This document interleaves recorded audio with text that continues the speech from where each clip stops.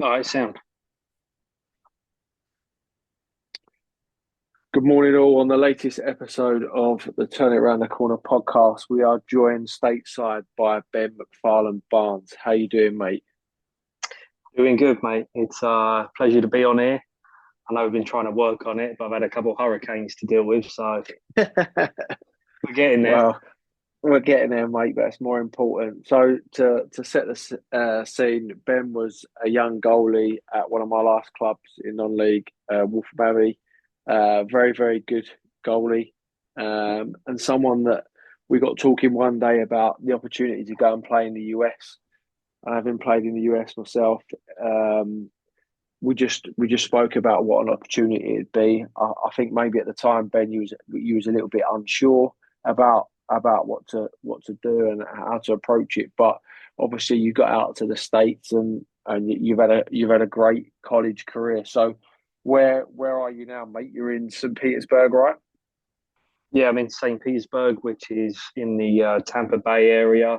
So the team that we've got is the Tampa Bay Rowdies.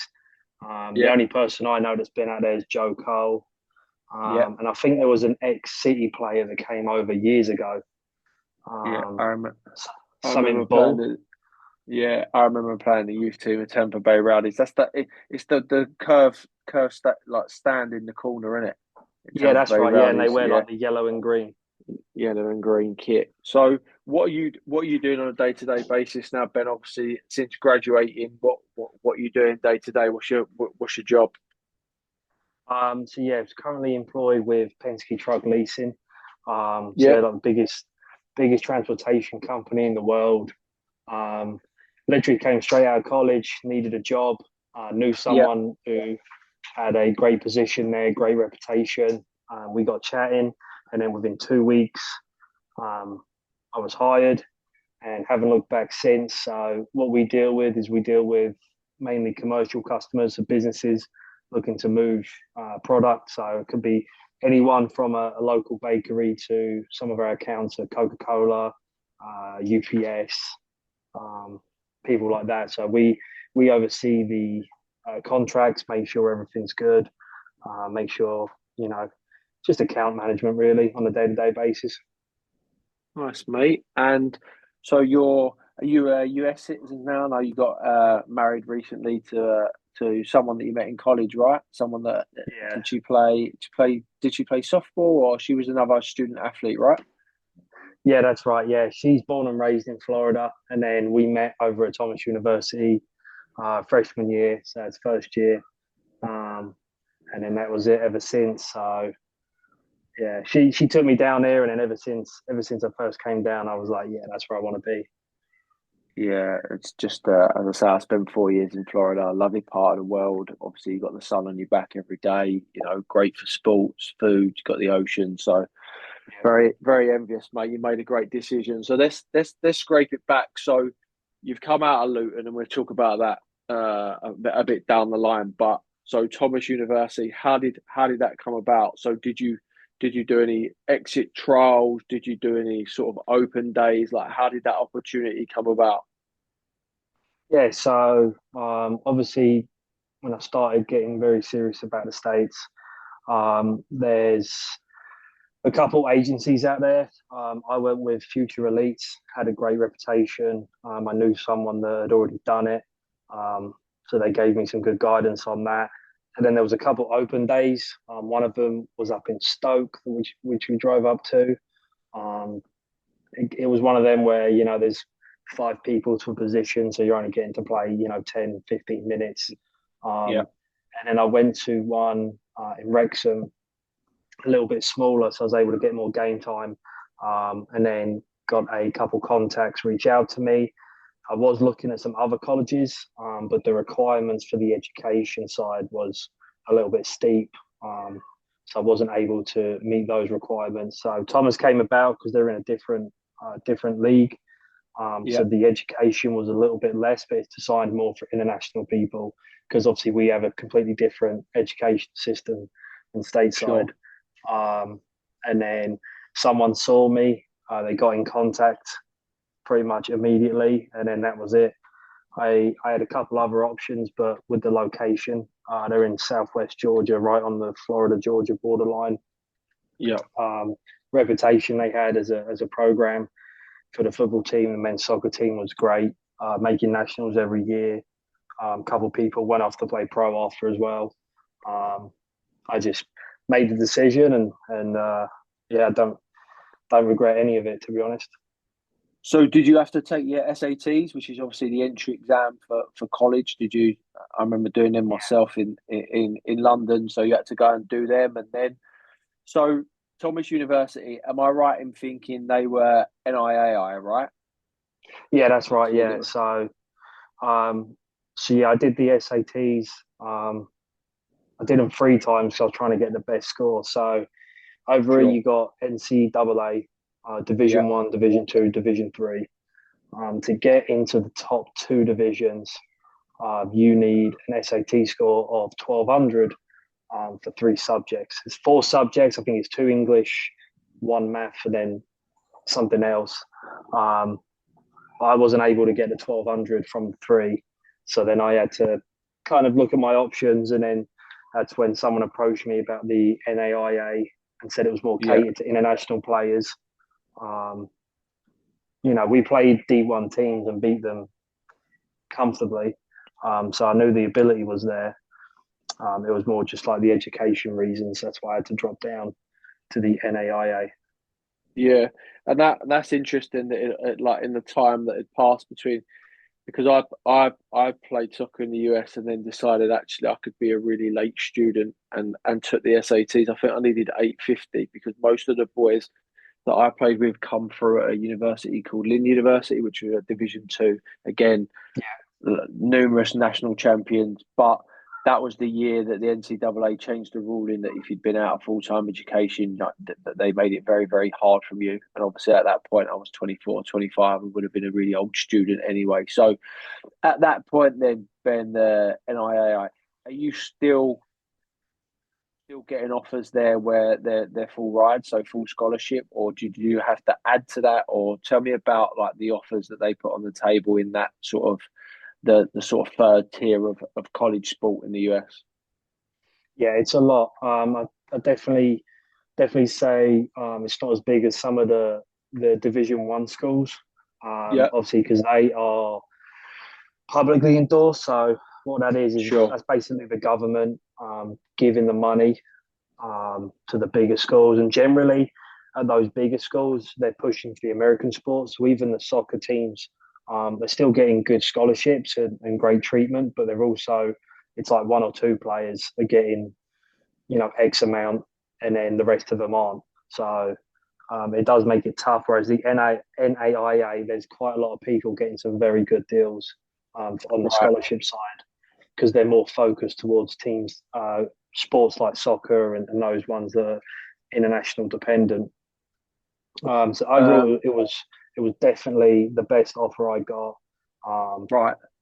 out of all of them. And I mean, I came out of college with 2 degrees and zero debt. So That's amazing, mate. And as I say, like my boy, we always have the conversation that if the path, if you wanted to go down and try and be a footballer in the UK, like if that had never worked out, like I think the US is such a viable option for young boys in the UK. As you said, there was a couple of companies around doing that. Now I look like, and now when I look like this, there seems to be hundreds of yeah, obviously companies that are offering the student athlete route, and I don't really know any. And I'm going to go away and look at future elites that you mentioned, and see if I can speak to those guys. But what about the landscape in college sports changed over the last couple of years, Ben, in regards to, and I can't remember the acronym that they use in regards to the money that they can require, but for anyone that doesn't know, college athletes were never allowed to earn any money whilst playing college sports. So, Ben's talked about the Division One schools. If you're an American football player at Division One schools, you're getting 80,000 people the same as the NFL and not getting any money for it. That changed a couple of years ago in regards that they could earn money and they could get sponsorship and they could, and sell things, etc. How's that changed the landscape of conference? Like, sort of, has that allowed NIAI schools as well to offer just even more than a Division One school? Like, how's that? And what is the acronym that they use, Ben, in regards to the sponsorship? Because I see it all the time. Yeah, I'm in the same position as you. Right, I know it, but I don't know it. right. But yeah, basically what that does, it allows the schools to market through the student's name, so then that way That's it. they can receive the money on the other end. Yeah, It's still growing in the NAIA. I think they pretty much rolled it out for the American football teams, yeah, uh, especially with like the NFL draft and things like that. I don't even think it goes into basketball yet. But they right. basically get stipends and they categorize it through the uni marketing in their name Yeah, because they legally can't pay them. So that's the only way they can get around it. So yeah. they haven't put that into the NAIA as I'm aware of yet. Um, Right. but it's only a matter of time, to be honest. Next couple of years, and that's probably going to be the next big thing.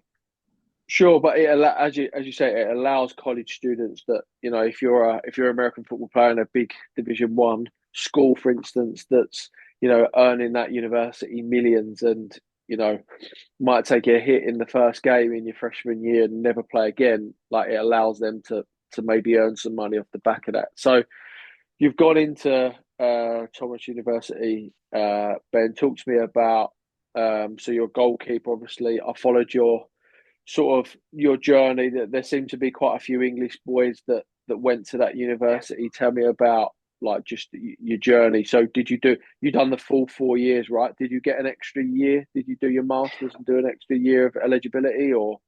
Yeah, so I did. So I did the usual 4 years. In the second year, I broke my leg during our Right. pre-season in August, which then allowed me to redshirt. And basically, what that is that just allows another year of eligibility Yeah. to add on. So with doing that, because I'd already graduated with my bachelor's degree, I was then able to take the masters, but um, also still play while taking or while starting the master's degree. And then after playing, became a grad assistant, which is like an assistant coach, uh, and then received the masters as well.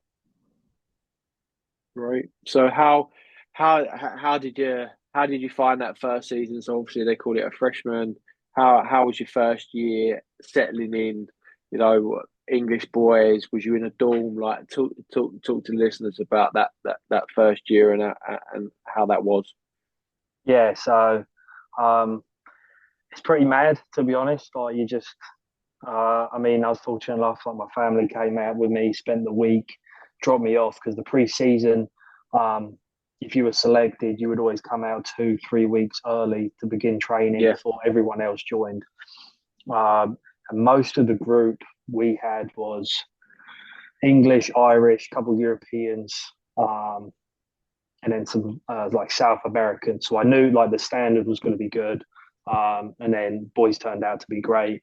So myself, a few other lads were selected. So we're in the dorms, early on, and it was just us four, I think, us four guys, and then a few other girls as well from the girls' team that flew over. And then you just once the start day comes around, you're just in it every single day. Pre-season in Southwest Georgia, 110 degrees heat is no joke. So um, it's Was you just doing double sessions, Ben? I remember, like, training yeah, first thing in the morning and then at late at night. Is that what you was yeah, doing? yeah. So we're trying to like obviously beat the sun. So we would be up at 7:30 training, and then sometimes in the evening it would be training as well, just getting the fitness back. We'd be in the weight room on Tuesdays and Thursdays, 6 a.m. to 7 a.m. Heavily focused around strength and conditioning, and then 2:30, 3 p.m. get out on the field. So it was constant double sessions. You're training, and those were the best ones to be honest, because obviously at the time I took a bit of time off playing football, so get that was like my first real getting back into it, and I just fell in love with the game again. And also had like something to prove. So whenever you're in a team, you know that first pre-season when there's new people and competition's high, it's so good. You know, it's why we love the game. But it was tough. It was tough at the same time. How many keepers did they have, Ben? They had five keepers, so the idea was to have two goalkeepers for the first team, and Hmm. then, or they call it varsity over here, and Yeah, then varsity. Yeah. two keepers definitely for the junior varsity, which is the reserves, and then like one keeper that floats in between. So that's like the ideal number. So when I got there, it was five of us. And were they all US kids or any other English boys or Yeah, one of them came out with me was English, and then the other three were US. right?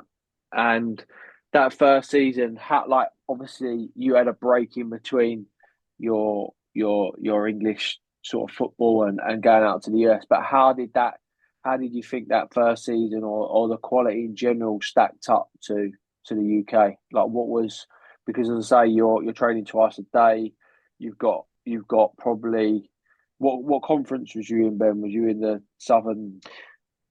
We were in the Sun Conference at the time, So which a lot of was traveling, a lot of bus yeah, trips, or yeah, a lot of traveling to Florida. Nothing really above us.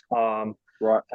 So our conference was Sun Conference. So teams like St. Thomas, Florida Memorial, which was down in Miami, Southeastern, which is in the Lakeland area, Warner, Weber. It's all in the Hmm. um, between like Tampa and Lakeland. So a lot of traveling. Um, and then outside the conference games, that's when we play other teams that are similar standards. So you really get to test yourself. I mean, we played against teams like William Carey, um, Mobile, teams like that, and they've just in the NAIA world, they are always a top 10 team, top 10 college. So, I mean, I remember, first year, weren't really sure what to think about it coming out here, and I was definitely surprised about the standard of quality. And I don't know if that's because of the amount of teams that had international players. I think that had a Hmm. massive part to it. I was just shocked in general about how good the standard was, how quick the game was. Because, over the US, it's obviously a lot more about the physical side. Like they want to be the Yeah, fittest, the strongest, the biggest. Whereas, we're used to being the technical. But um, I definitely saw like a lot of technical players that were able to just be absolute animals as well. a lot of British boys floating about. Yeah, there was a lot. I remember playing a lot of teams, and you'd speak to them or hear them, and they'd always be like the top players. Hmm. Um, I remember there was one guy we played against Jacksonville, which is a D1 school. I don't know his name and that, but he was a centre mid English lad, quality footballer. We played against him, lost 2-1.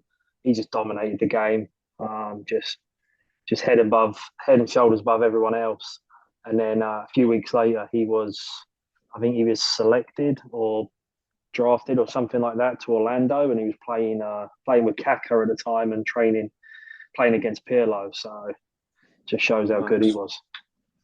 So Ben, you obviously in the US college system as well, right? You do, as you say, you normally come in July, August.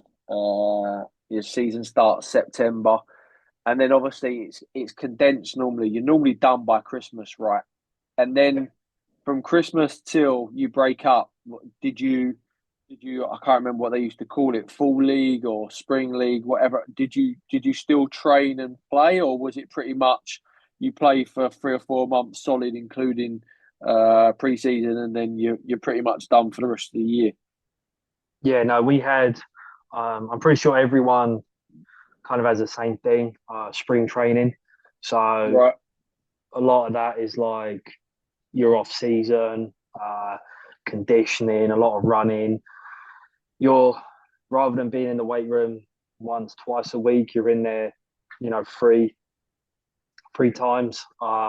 Still training as well, but the training's a little bit different, a little bit more to do with like building the fitness. And then between between like March and May, because most schools finish early May. So Yeah.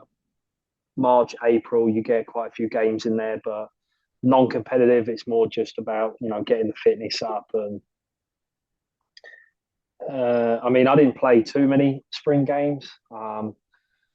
It was a lot of rotation. That was more like a pre-season than our one because, like you said, our season's so condensed. So our pre-season was Yeah. only 2 weeks when we get there, and that's why they hammer in the double sessions and everything like that. But the actual off season, the pre-season is in the spring. So you done your 4 years of eligibility. Wasn't didn't you win?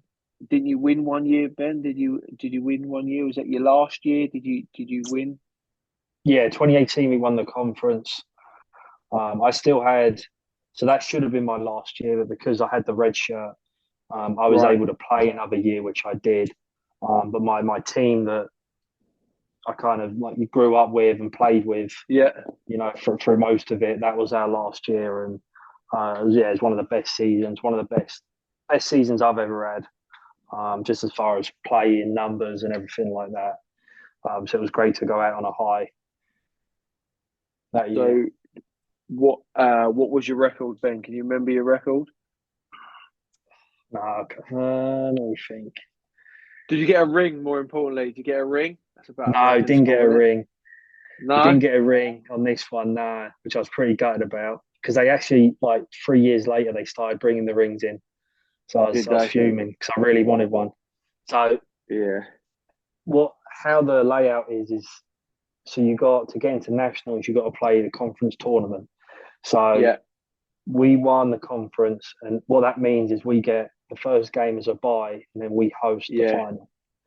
Yeah. So sorry, first game, which is a quarterfinal, we get a bye, and then we host the semi final, and if we win that, then we host the final. So we ended up doing that. We ended up playing Kaiser University, which is an unbelievable team. All the way through my college career, they were proper rivals. Um, Beat them over 2 days because we had a weather delay. So we played 60 minutes and then had to restart the thing 8 a.m. the next day. So that was Good very old tough. Florida. Yeah. Yeah, and then we only had a 2 day break week because we were supposed to have 3 days. We only had 2 days, and then played Southeastern in the final, who we had beat in the preview in the season. I think we beat them 4-1. And then we played them in the final and they won 1-0. And that was it. They secured their ticket to the nationals and we missed out. So even though you win the conference, you still got to go through the tournament to get through to the big, Yeah. big national tournament. So To the big dance. So what would you say, Ben, to anyone that's either come out of an academy or sort of feels like they need a sort of just something they want to try something new? Like what would you say to me if the roles reversed when we were chatting? What would you say to any sort of young 18, 19 year old kid now that's got the opportunity to go and play in the States? yeah, I mean, I would say do it. I've seen since I've done it, I've seen so many more kids doing it, and I think the reason is just because the opportunity. Everyone talks about how great the States is, and I mean, even if you don't start in the area you want, you can still move around.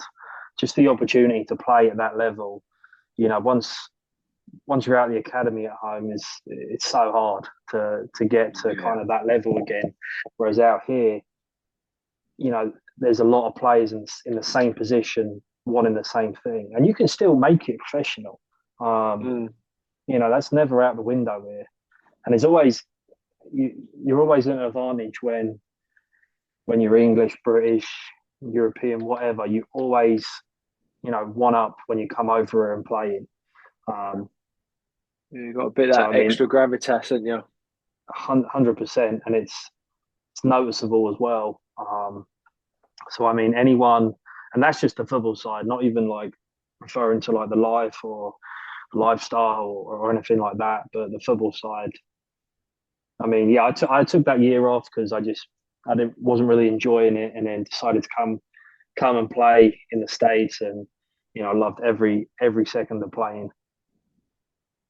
I think that obviously you've touched on the football side, but as you say, the life experience, just the journey for you as a person, just the travel, the experiences that you got, but also like what people, you know, forget at the end of the day, you're getting a degree, and as you say, if you're playing sport and you get a part-time job on campus, like you're going to come out with zero debt. You're not going to have 50, 60, 70, 100 grand debt like you would in the UK, right?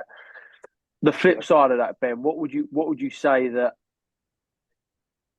it's always smelling the roses? I can remember even going to play in Australia when I was 19, and the reason that I wouldn't go home when I was homesick is because my mate said, "Oh, you'll be home in 3 months, or you'll be home in 6 months," and I knew I had to stick it out, so I couldn't get that sort of thrown in my face. What would you say about kids that are going to go? Like, what are some of the obstacles, or what are the things that I suppose that are difficult when you first go out?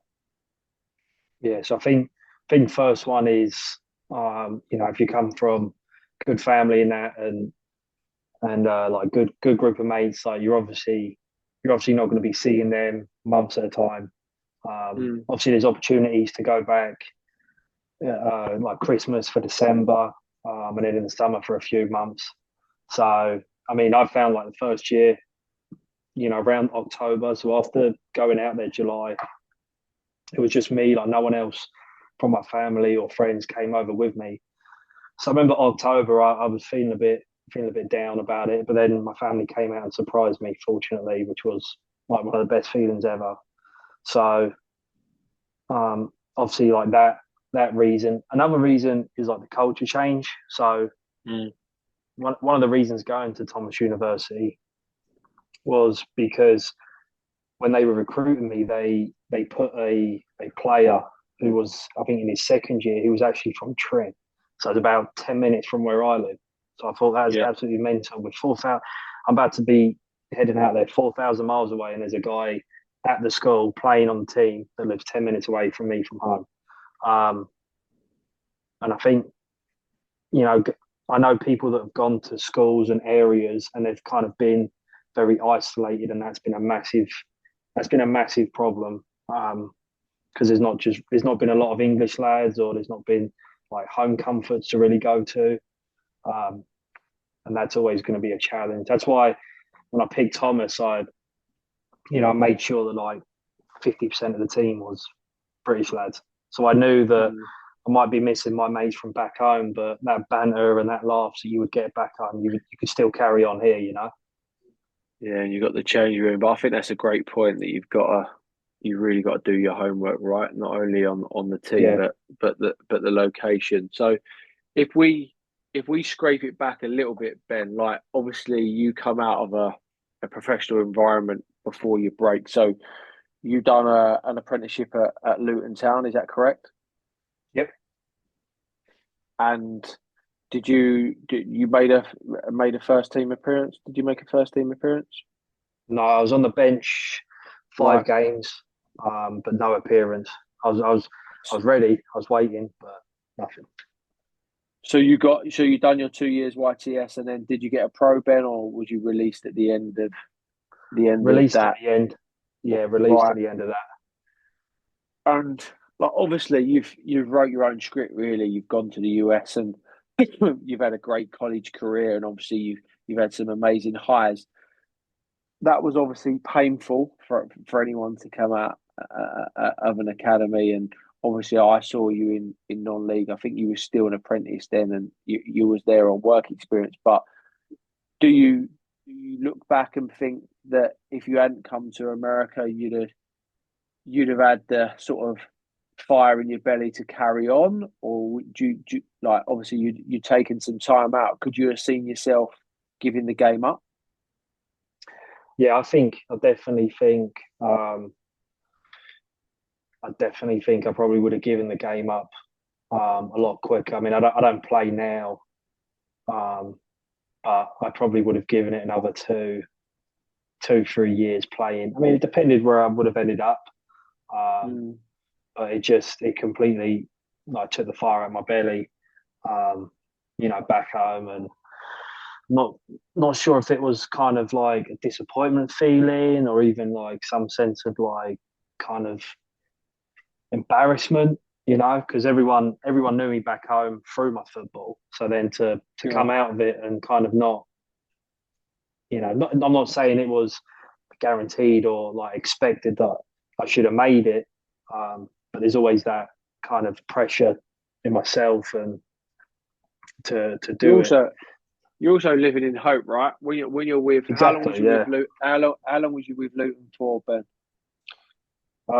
6 years, 7 years, 6 years. Yeah, and like you're there 6 years, you're living in hope. It becomes part of your identity, right? And then all of a sudden, you haven't got that identity anymore. You haven't got that No, sort of routine. You've got to go out and get a job. You come into non-league, which is obviously a very different environment. Was that John still at Luton? Do you remember the feedback that they gave you when you was released? Or yeah, it was. I will say it was a very unfortunate time at Luton. Um, is that when I was having all the points deductions and everything like that? Was it? yeah, and then they had the um, Paul Buckle was the manager, and his wife Rebecca Lowe actually got a deal with NBC over here. So Right. they, one day we had no manager, and then I remember we were first team training for Portugal for our pre-season trip, so I was involved in that training. Had some great feelings about the upcoming season. I was pretty much third string keeper, potentially second, and then came in and coaching staff gone. So completely new staff within 24 hours, and it just changed the whole landscape, especially for me. Um, and it was a very difficult time. Yeah, I think that's football though, right? As It you is, just yeah, summed up, you can be so happy and so settled and doing really well, and that's like that's a player and both a manager, right? And yeah, the change in just personnel can literally change someone's whole career, right? The whole sort yeah, of trajectory of the career, either way, right? Either good or yeah, bad. But I think I'm going to give my personal opinion that I always look at that I went and played um like abroad. It was the best thing that ever happened to me. And yeah, obviously, you think about what ifs and could I tried harder? Could I have done this? Should I have been? But ultimately, it always sits with me that whatever happens, I probably would have been, a very very lower league footballer if I'd applied myself properly, right? yeah, And I'm happy that I got to experience playing football abroad and traveling and all the life experience that I don't think I would have got just stuck here doing nothing. Do you hold that same? Obviously, you've taken it on a whole another level, right? You've emigrated, you found your partner, you've got married, you're settled in the US now. Are you of that opinion and more now that you know? Obviously, it was a sliding doors moment for you where the personnel changed, but in a way, your dream sort of died in England, but actually, you've had your dream and more doing what you've done in the US. yeah. I'm 100% the exact same as the way you look at it. I mean, at the time, it was horrible, and I Yeah, you remember think your just being world's ending, so right? upset for weeks and that. And my old man was like, you got to get on your feet. You got to be doing something there. You can't be sitting around moping and thinking about it. It's done. So and on the flip side, like in another life, could have went all the way. Might be playing a higher league right now. Who knows? But if I wasn't released, then I wouldn't be in the position I am. And I think having all that stuff happen and being at 18 and having like a decision to make, like, am I gonna, stay at home? where it's comfortable, or and keep playing, maybe keep playing, not too sure. Get a job or make the decision at 18 to or 19 I was at the time to go and move to the United States, to get a degree and to play just by myself. I think making those types of decisions is so beneficial, and it helps you mature and just makes you grow as a person. So there's sometimes I think, like, what if I'd obviously love to be playing professionally. I mean, which British lad wouldn't want to be, playing football for thousands of money a week? But most of the time, I'm so happy it happened the way it did. So Yeah, and I think like you've got to live an experience. Like I also think that football is very much a bubble, and you're. I think with the fitness levels and camera phones and everything else these days, you are under the microscope 24/7. Like yeah, you've gone to go and live and play the other side of the world and just have a great time. And I think you get one chance in life, and I think you got to live it to the fullest. And I think you've definitely done that. And obviously, looking at your Instagram, sometimes I think definitely that you've made the right decision. And I just think it's a great thing that you've come on here and spoke for it, Ben. But we've got literally a minute or so left. What would you say would be the five things to pack in your bag if you was a college student off to the US? all right. So definitely a pair of boots because you're going to need those. Yeah, It got me here. Oh. passport. Passport, yeah, passport and visa. So we'll go documents. Pair of boots, Yeah, uh, documents. Definitely going to need some clothes because if you go in, maybe if you go in to play in Alaska, you're going to need a coat. If you're playing in Florida, you need a pair of swim shorts. yeah. Um, what else? Um, maybe Couple of pictures for the dome. I was going to say that. I was going to say a couple pictures, so that way, when you're lying there and you maybe get a bit down, you've got something to look at. I suppose everyone's got phones and Instagram and Yeah, that and all that stuff. And then the other one would be like a pack of super noodles or a pack of digestives or something to keep you going because you love it, don't mate. you don't get that much over here. But so when I go home, always buy some extra super noodles or digestives. So when I'm drinking a tea, it taste of home.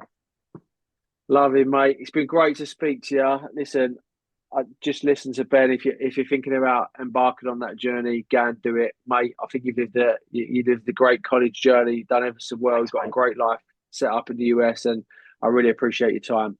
Thanks, mate. Thanks, Really Weaver. good to Yeah, speak to you. appreciate it. All the Yeah, best, pal. Thanks, you mate. too, mate. Take care.